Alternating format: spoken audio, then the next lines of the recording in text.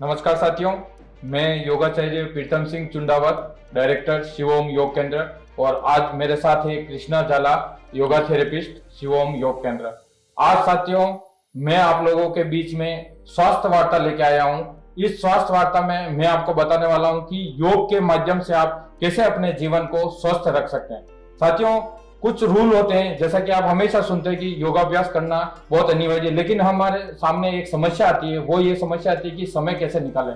तो हमारे पास जो 24 आवर यानी कि 24 जो घंटे होते हैं, उसको हम 8-8-8 यानी कि 8+8+8 का रूल यदि फॉलो करें तो निश्चित रूप से हम उसमें सफलता पा सकते हैं। कैसे? जैसे शुरू के जो 8 घंटे होते हैं वो आप अपनी नींद को दे दीजिए। नींद यानी कि उसमें 6 घंटे भी हो सकते हैं, 7 भी हो सकते हैं, यानी कि हम 8 घंटे का जो पीरियड है वो नींद को दे देते हैं। और सेकंड जो 8 घंटे वो आपके वर्क यानी कि हो सकता है आप टीचर हो या किसी भी फील्ड में हो, तो 8 घंटे वो हो जाते हैं।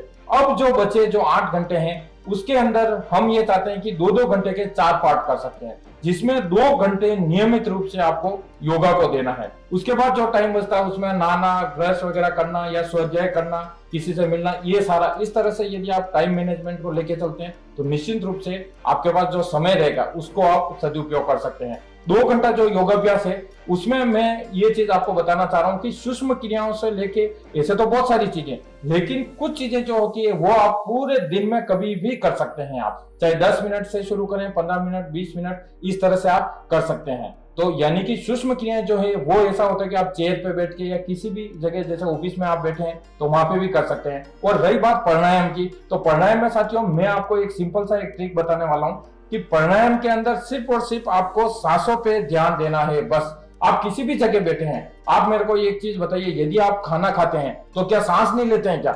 यानी कि सांस हम निरंतर रूप से लेते हैं। उसी सांस को जो ब्रीथिंग जो है हमारी, उसको कम करना है, यानी कि लेना और छोड़ना जो है उसको कम करना है। जब भी आपको समय मिले तो आपका ध्यान पूरा का पूरा सांसों पे आना चाहिए। वो सबसे बेस्ट मेडिटेशन है। और सांस यानी कि उसी समय आपको लंबा गहरा सांस लेना है और पूरे सांस को खाली करना है। यानी कि ये वाली क्रिया यदि आप करेंगे तो निश्चित रूप से आप जो प्राणायाम करते हैं, हो सकता है आपको समय नहीं मिल रहा हो, लेकिन जो प्राणायाम करते हैं उसका पूरा 100% आपको लाभ मिलने लगा। विद इन आप 15 से 20 दिन करेंगे तो आपका हैबिट हो जाएगा और आप देखेंगे इससे बहुत सारी बीमारियां दूर होने लगेगी। तो इस तरह का जो है नियम यदि आप बनाएंगे तो योगाभ्यास आराम से हो भी जाएगा और आपको भी स्वयं को लगेगा कि नहीं, वास्तव में फर्क पड़ा है। आजकल हम देखते हैं कि महिलाओं में बहुत ज्यादा, यदि आप, मैं स्वयं ग्रामीण क्षेत्र में भी काम करता हूं, तो हम लोग देखते हैं कि महिलाओं में बहुत ज्यादा बीमारियां होने लगी है, चाहे वो शहरी महिला हो चाहे ग्रामीण महिला हो, क्योंकि वर्क भी उनके पास इतना रहता है, घर का वर्क रहता है, कोई ऑफिस का वर्क रहता है, तो वो समय नहीं निकाल पाते हैं। तो समय नहीं निकालने के कारण बहुत सारी बीमारियां हो जाती है।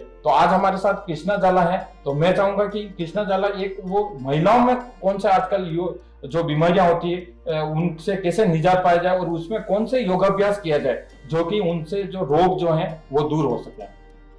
नमस्ते, मैं कृष्णा जाला, शिवम योग केंद्र पे योग थेरेपिस्ट हूँ।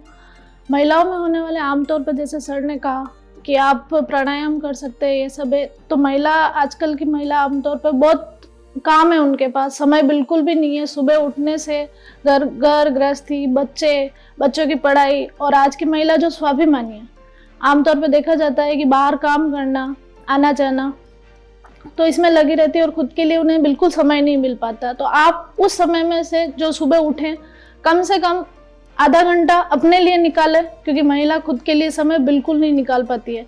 इतना काम रहता है सुबह से लेकर रात तक कि बिजी शेड्यूल चलता है।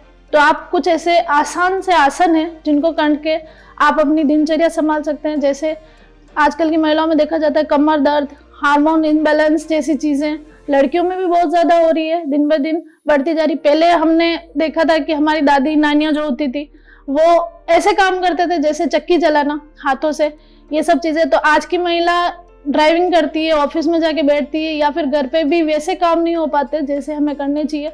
तो महिलाओं को एक्सरसाइज करना बहुत ज़रूरी है और योगासन करना, जैसे कुछ आसन है, जैसे अपना सूर्य नमस्कार हो गया, रेगुलर अपनी हैबिट में रखें। सूर्य नमस्कार में 12 क्रियाएं होती है हमारी, जो हम करके शरीर को स्वस्थ बना सकते हैं।